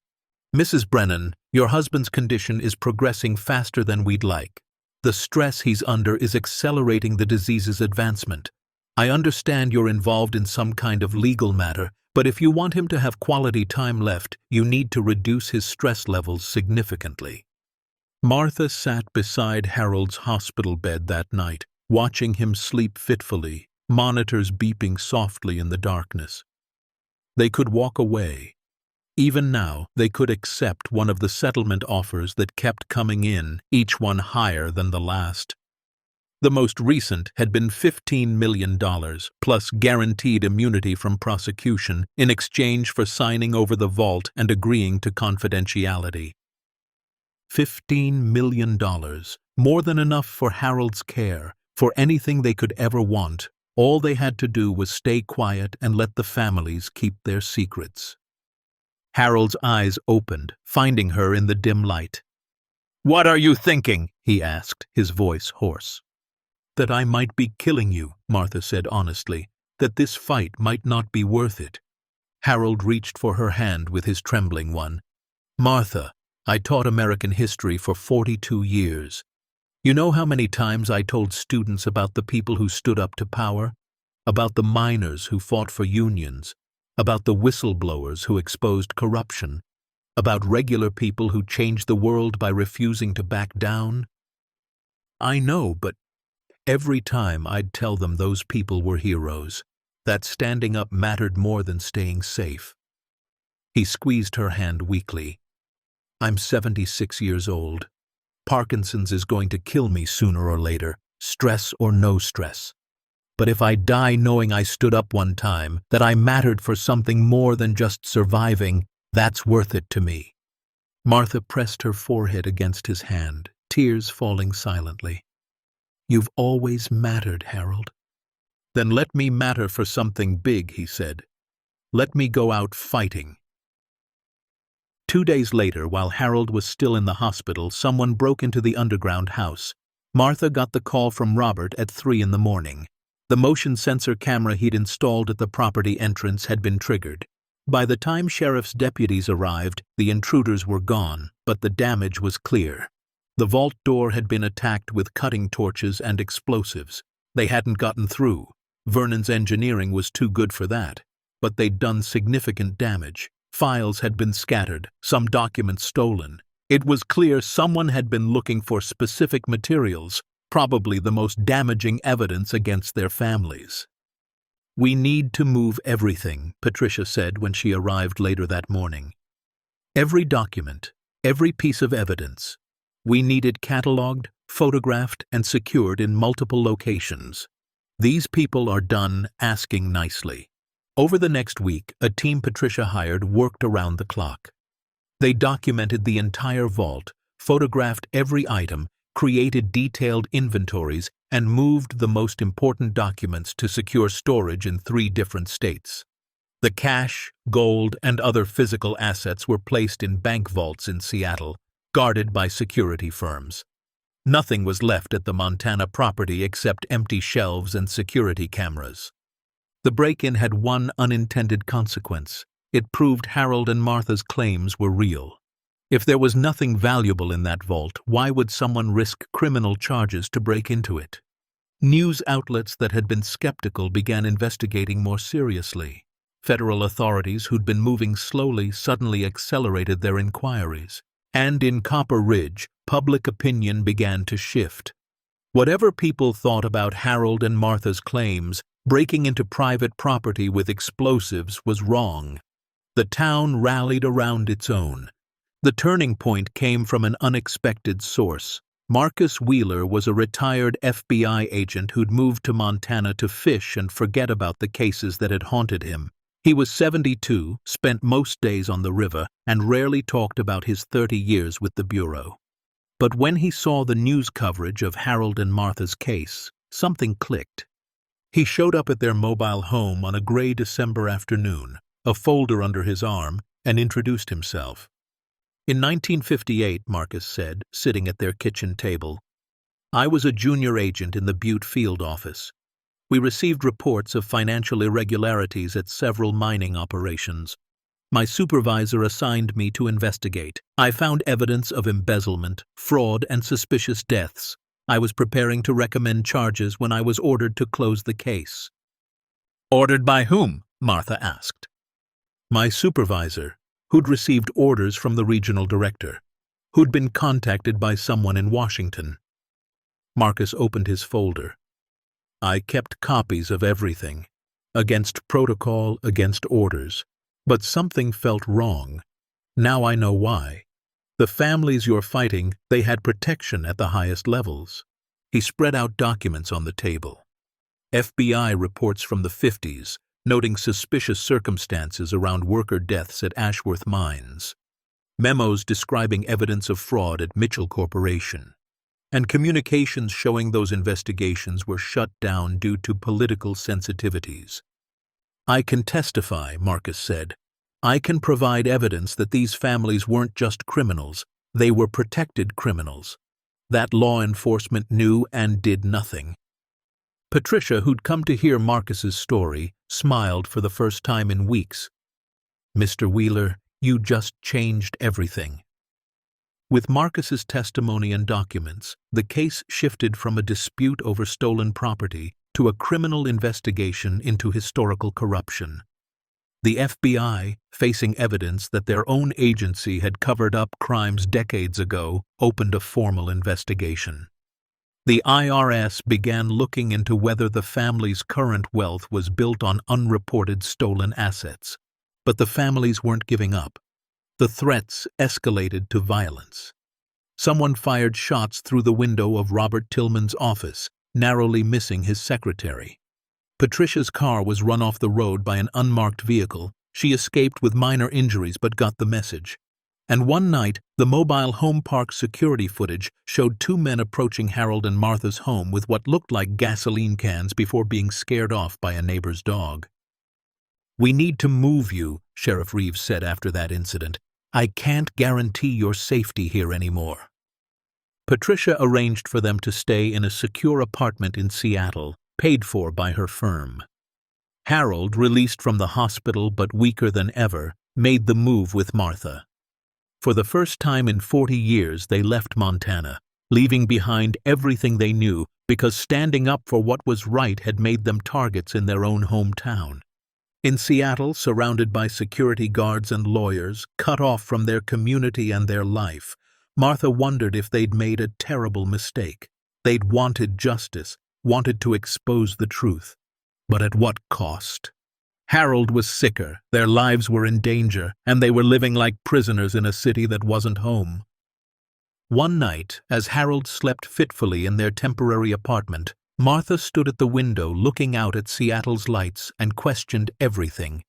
They'd found a fortune, exposed corruption, and become heroes to some, villains to others. But all she wanted was to go home, to live quietly, to have Harold's remaining time be peaceful. Her phone buzzed with a text from their daughter Susan. "Mom, I'm proud of you. I know it's hard, but you're doing what's right. Dad taught us that. Now he's living it. Don't give up." Martha read the message 3 times, tears streaming down her face. Their children, who they'd raised to believe in justice and standing up to wrong, were watching. Their grandchildren were watching. And somehow, impossibly, their example was reaching beyond their own family. A second text came through, this one from a number she didn't recognize. "You don't know me, but my grandfather worked at Ashworth Mines. He died in an accident in 1954. My family never got answers, never got justice. Thank you for not staying quiet. Thank you for fighting." Then another.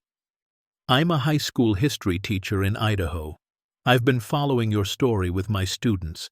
They're learning that standing up to power isn't just something in textbooks. It's real people making hard choices. You're teaching us all." More messages came in throughout the night. Dozens of them.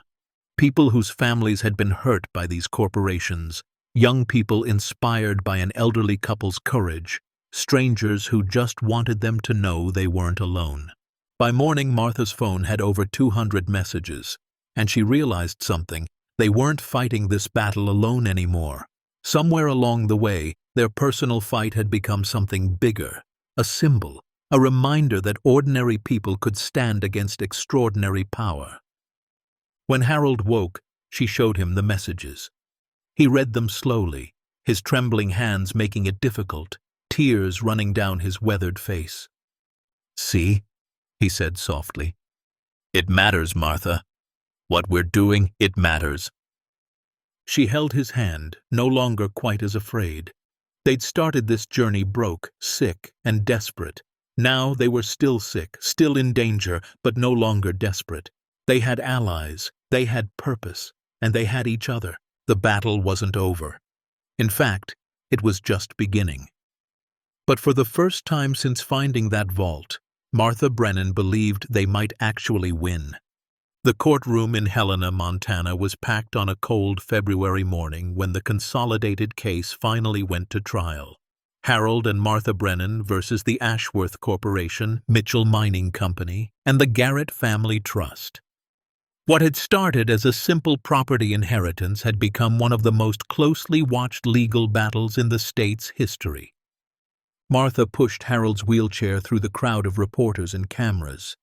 His condition had deteriorated significantly over the winter months. The tremors were constant now, his movements limited, his speech sometimes slurred. But his mind remained sharp, and his eyes, when they met the lawyers representing the families who'd terrorized them for months, were clear and unafraid. Patricia Morgan sat at their table, surrounded by file boxes containing decades of evidence. Beside her was Marcus Wheeler, the retired FBI agent whose testimony would prove crucial. And behind them, filling the gallery, were dozens of people whose lives had been touched by the corruption they were exposing. Former mine workers, widows of men who'd died in suspicious accidents, accountants who'd been fired for asking questions. A community of witnesses to 60 years of unchecked power. The defense table held 6 lawyers, expensive suits and leather briefcases, representing clients who'd spent millions trying to make this case disappear. They'd filed hundreds of motions, sought dozens of delays, used every legal trick available. Now, finally, they had to face the evidence in open court. Judge Margaret Thornton, a woman in her 60s with a reputation for fairness and zero tolerance for manipulation, called the court to order. "This is a unique case," she began, "involving historical claims, inheritance law, and allegations of criminal activity spanning 6 decades. We're going to proceed methodically and let the evidence speak. Counsel, are you ready?" "We are, Your Honor," Patricia said, standing. She wore a simple black suit, her gray hair pulled back, looking every bit the veteran litigator she was. "The plaintiffs are ready to prove their rightful ownership of the Caldwell property and all assets contained therein, as well as to present evidence of historical crimes that explain the origin of those assets." The lead defense attorney, a man named Harrison Cole, who charged $800 an hour, stood smoothly. "Your Honor, the defense maintains that Vernon Caldwell was an employee who stole company property, and that his heirs have no legal claim to stolen assets. We're prepared to demonstrate that the so-called evidence is fabricated or taken out of context." The trial lasted 3 weeks. Patricia methodically built her case, witness by witness, document by document. She called Martha to the stand first, to describe finding the property, discovering the underground house, opening the vault.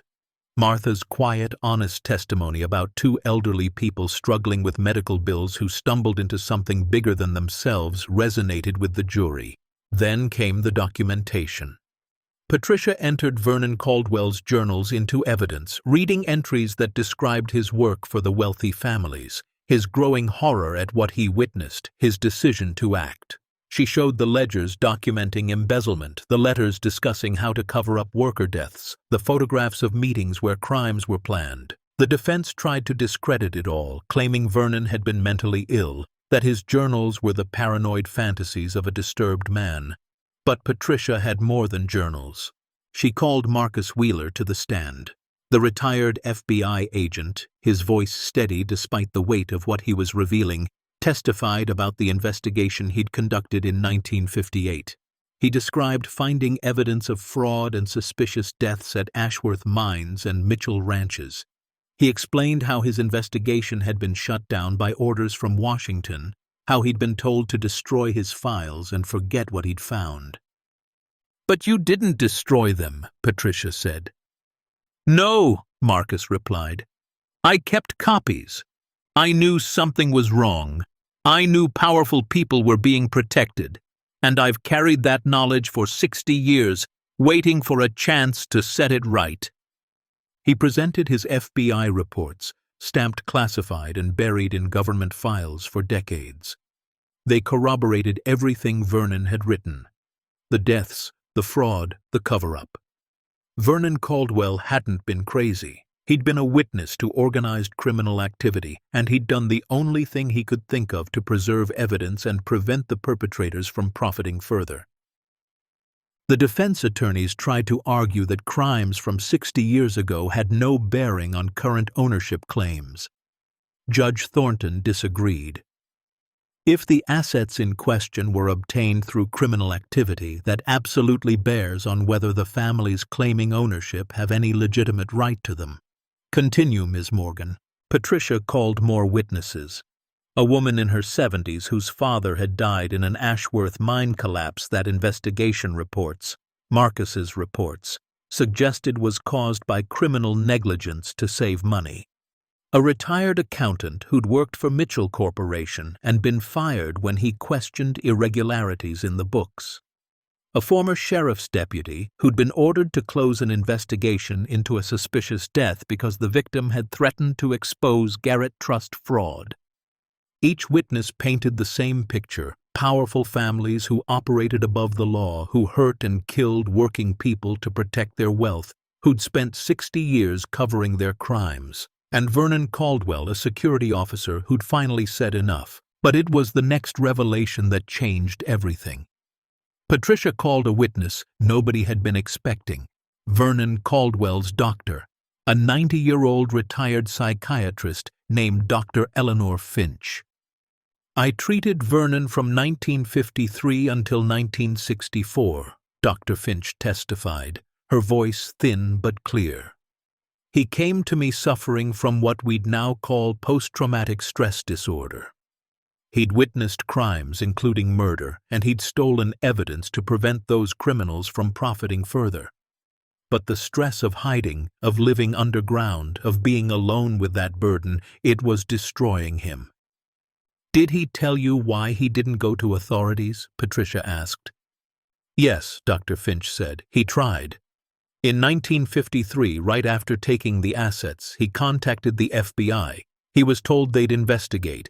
Instead, FBI agents visited him and told him to return the money and keep quiet, or he'd be charged with theft. They were protecting the families, not enforcing the law. So Vernon went underground, literally, and spent the rest of his life guarding evidence he hoped someone would someday use to achieve justice." She pulled out her clinical notes, protected under a legal exception to doctor-patient confidentiality when the patient was deceased and the information was relevant to ongoing litigation. Vernon's sessions were documented in detail: his guilt over not doing more, his fear of being killed, his hope that someday the truth would come out. "He talked often about his niece," Dr. Finch said. "Martha. He'd only met her a few times when she was young, but he followed her life from a distance. He knew she was a teacher, that she married a teacher, that they were good people. In his final years, when he knew he was dying, he told me he was leaving everything to her. He said, 'Maybe she'll be braver than I was. Maybe she'll finish what I started.'" Martha, sitting beside Harold in the gallery, began to cry. Her uncle, the strange man she barely remembered, had known about her, had followed her life, had chosen her not randomly but purposefully. The defense tried to recover. They argued that even if crimes had been committed 60 years ago, the current generation of Ashworth, Mitchell, and Garrett families bore no responsibility. They claimed the assets in the vault were rightfully theirs, inherited from their parents and grandparents, just as Martha had inherited from Vernon. But Patricia's counter was devastating. She showed that the current leaders of these families had actively participated in covering up the historical crimes. They'd destroyed evidence, intimidated witnesses, used their wealth and influence to prevent investigations. This wasn't about holding children responsible for their parents' sins. This was about holding criminals responsible for their own ongoing criminal activity. And then she revealed the physical evidence the break-in at the underground house had been meant to destroy. Among Vernon's papers were letters, written in the 1980s and 90s, between the second generation of these families, discussing how to keep the original crimes hidden. One letter, from Richard Ashworth to James Mitchell, explicitly stated, "The old man's theft cost us a fortune, but if anyone knew where that money came from, we'd lose everything. Keep the search quiet and keep the past buried." They'd known. The children and grandchildren had known about the crimes, and they'd actively worked to cover them up. That made them complicit, not innocent inheritors. The trial's climax came when Harold took the stand. Patricia had wanted to spare him, worried his condition would be too difficult, but Harold insisted. He was wheeled to the witness box, sworn in, and faced the courtroom with dignity despite his shaking body. "Mr. Brennan," Patricia said gently, "why did you and your wife decide to fight for this inheritance instead of accepting one of the many settlement offers?" Harold's answer took time, his speech careful to work around the tremors. "We spent our lives teaching young people about right and wrong, about standing up to bullies, about how ordinary people can make a difference if they're brave enough to try. We told them that for 42 years. He paused, gathering strength. Then we had a chance to live what we'd taught, to stand up to powerful people who'd hurt others and never faced consequences. How could we walk away from that? What would that say about everything we'd taught, everything we believed?" "Even though it's cost you your health, your peace, your safety?" Patricia asked. Harold smiled, a slight quirk of his lips that showed both exhaustion and satisfaction. "I'm 76 years old with Parkinson's disease. I'm dying anyway. Better to die standing up than live on my knees." The courtroom was silent. Even the defense attorneys looked down at their notes, unable to meet his eyes. The jury deliberated for 4 days. When they returned, the foreman read the verdict in a steady voice. "We find in favor of the plaintiffs, Harold and Martha Brennan. We find that the assets in question were obtained through criminal activity by the Ashworth, Mitchell, and Garrett families, and that those families have no legitimate claim to said assets. We find that Vernon Caldwell acted to preserve evidence of criminal activity and that his inheritance to Martha Brennan is legally valid. We award the plaintiffs full ownership of all assets and recommend criminal investigation into ongoing conspiracy to obstruct justice by the defendant families." The courtroom erupted. Martha buried her face in her hands, sobbing. Harold reached out with his trembling hand to touch her shoulder. Patricia smiled, exhausted but triumphant. And in the gallery, dozens of witnesses to 60 years of corruption wept with relief that someone had finally listened, someone had finally cared. But the verdict was only the beginning. Over the next 6 months, federal prosecutors filed charges against 12 individuals across the 3 families for conspiracy, obstruction of justice, and accessory after the fact to historical crimes. Civil suits were filed by families of victims, seeking compensation for deaths and fraud that had gone unpunished for decades. The IRS worked with Patricia to establish the legal status of the vault's contents.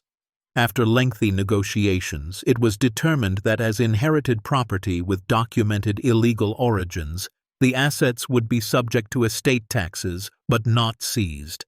Harold and Martha would owe approximately 38% in taxes and fees. That still left them with over $160 million. $160 million. For 2 people who'd been choosing between medications and groceries a year earlier, the number was incomprehensible. They sat in Patricia's Seattle office in late summer, surrounded by paperwork that would transfer the funds to accounts under their control. Harold's condition had stabilized somewhat with better medical care, though he'd never recover what the disease had taken. Martha looked older too, the stress of the past year carved into new lines on her face.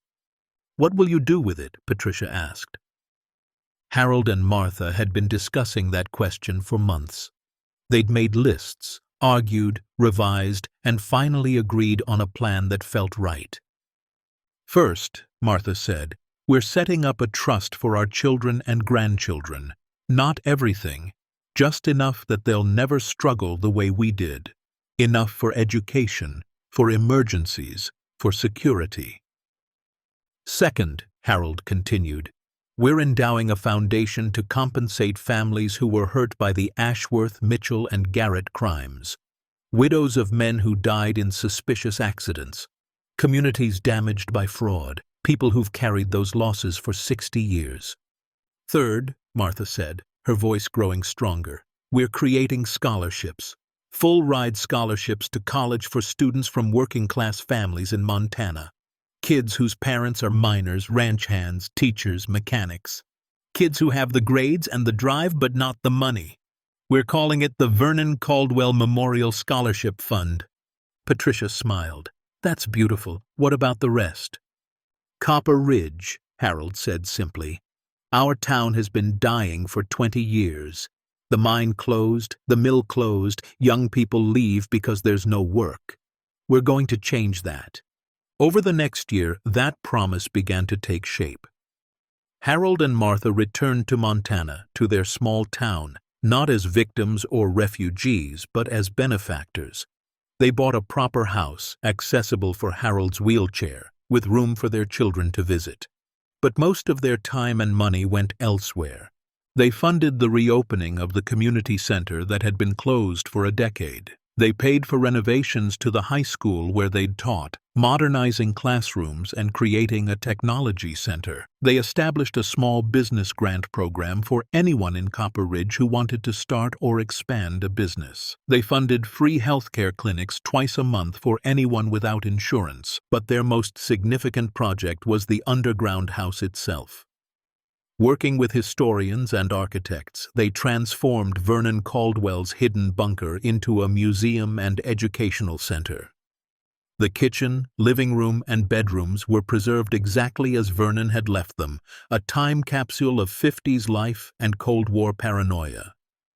The vault was converted into a gallery displaying the evidence of historical corruption, the documents and photographs that told the story of crimes and cover-ups. But the museum was more than just history.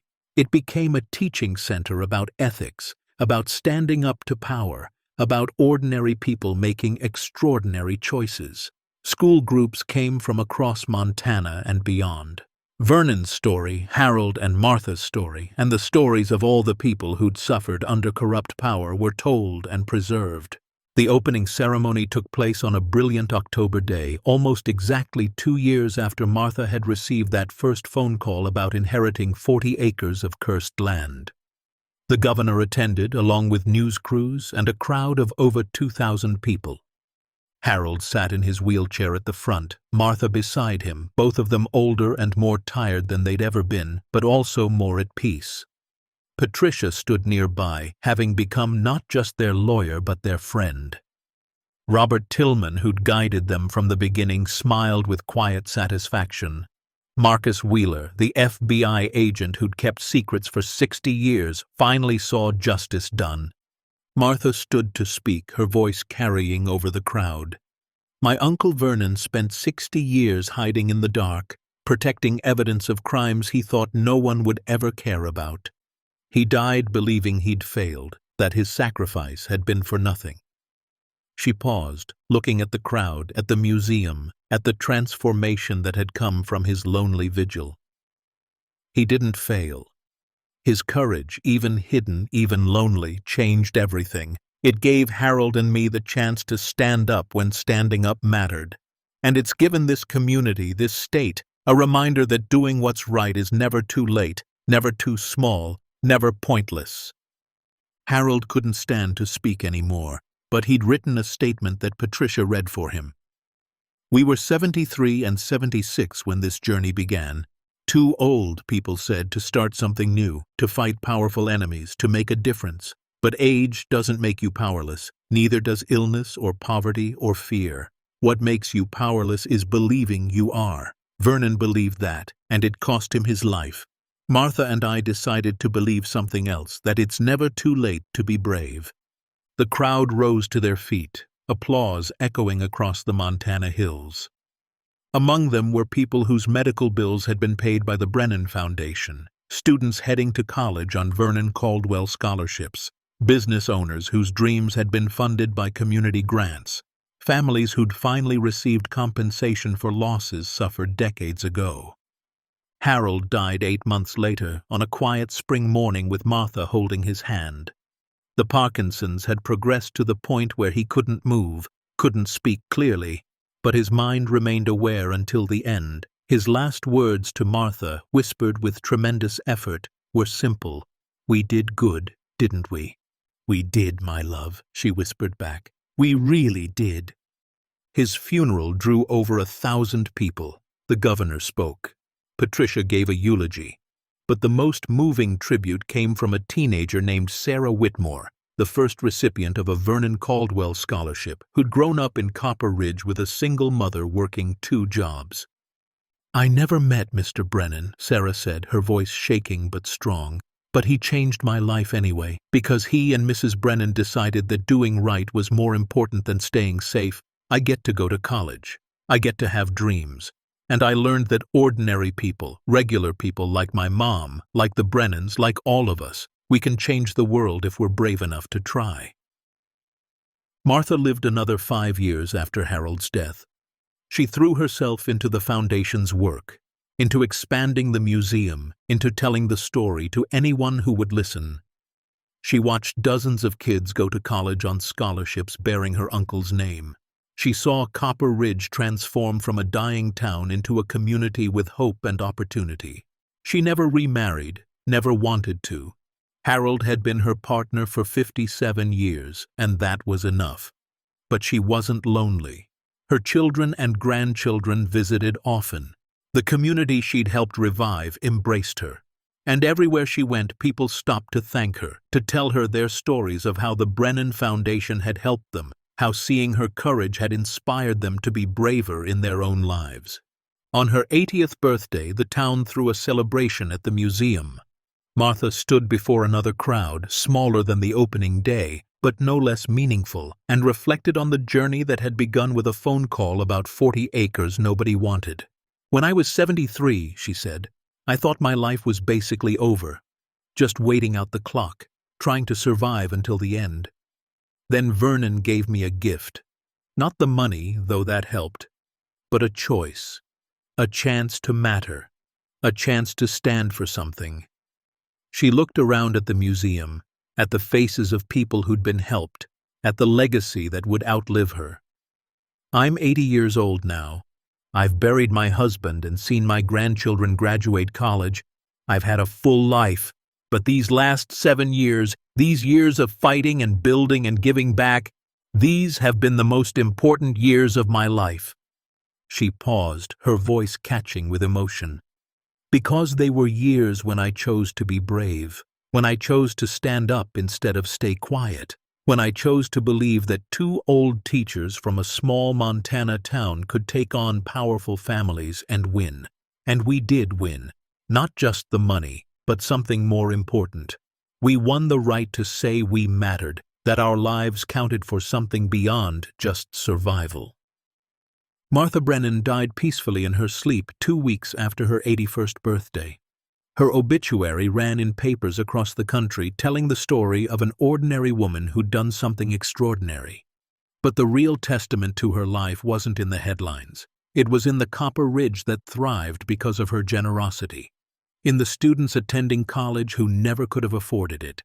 In the families who'd finally received justice for decades-old wrongs. In the museum that taught thousands of visitors each year about courage, ethics, and the power of ordinary people to create change. Her will established the Brennan Foundation in perpetuity, ensuring the work would continue long after she was gone. The board of directors included her children, Patricia Morgan, several recipients of foundation aid, and a rotating seat for students from Copper Ridge High School, ensuring that young voices would always have a say in how the money was used. At her funeral, the same teenager, Sarah Whitmore, now a college graduate preparing to attend law school, gave the eulogy. Martha Brennan was 73 years old, broke and scared when she inherited a secret that powerful people had killed to protect, Sarah said. She could have walked away, could have taken a settlement and lived quietly. Instead, she fought. And because she fought, because she refused to stay quiet, hundreds of lives were changed, including mine. Sarah held up her law school acceptance letter. I'm going to be a lawyer because of Mrs. Brennan. Because she showed me that the law is supposed to protect people, not power. That justice isn't just for the wealthy. And that one person, one ordinary person, can stand against corruption and win. She looked at Martha's casket, tears streaming down her face. Thank you, Mrs. Brennan. Thank you for being brave. Thank you for teaching us that it's never too late to stand up. Thank you for showing us that 73 isn't too old to change the world. The Vernon Caldwell Museum and Educational Center stands today in the Montana wilderness, built around an underground house where a frightened man spent 60 years protecting evidence of crimes he thought no one would ever care about. Thousands of visitors come each year to walk through the preserved rooms, to see the vault where a fortune was hidden, to learn about corruption and courage, about fear and faith. But the museum's real power isn't in the artifacts or the money. It's in the story it tells. The story of Vernon Caldwell, who saw evil and couldn't stay silent. Of Harold and Martha Brennan, who inherited his burden and carried it to justice. Of ordinary people who refused to accept that wrong should triumph simply because it was powerful. The final exhibit in the museum is a simple room with a single quote on the wall, words Martha spoke near the end of her life. People told us we were too old to fight, too sick to matter, too small to challenge the powerful. They were wrong. Courage doesn't have an age limit. Justice doesn't require youth. And sometimes the quietest lives roar the loudest when it matters most. Below the quote is a guest book where visitors can write their own reflections. The pages are filled with thousands of entries from people inspired by the story. Teachers who decided to stand up to corrupt administrators. Workers who reported safety violations they'd been too scared to mention. Ordinary people who found the courage to do extraordinary things because two elderly teachers from Montana had shown them it was possible. Because that's the real treasure Harold and Martha Brennan discovered. Not the $260 million in that underground vault, though that changed lives too. The real treasure was the reminder that it's never too late to be brave, never too late to stand for what's right, never too late to matter. They were 73 and 76 when they began. They were broke, sick, and scared, and they changed the world anyway. Because sometimes the most powerful force in the universe isn't wealth or influence or youth. Sometimes it's just two ordinary people who refuse to stay quiet, who choose courage over comfort, who decide that doing right matters more than staying safe. Their story proves that second chances can come at any age, that redemption is possible even in our final chapters, and that the size of your bank account matters far less than the size of your conscience. Harold and Martha Brennan found a fortune buried in the earth, but what they really found was themselves. Brave, determined, and unwilling to let injustice win. Anyone can change the world if they remember one simple truth. Courage doesn't have an expiration date, and it's never too late to stand up for what's right. The end. Up next, two more powerful true stories that will inspire you. Click now to keep discovering what's possible when ordinary people choose to be extraordinary. And don't forget to hit subscribe if you believe that 73 isn't too old to change the world, that second chances can come in our final chapters, and that the bravest thing you can do is refuse to stay silent when silence is safer.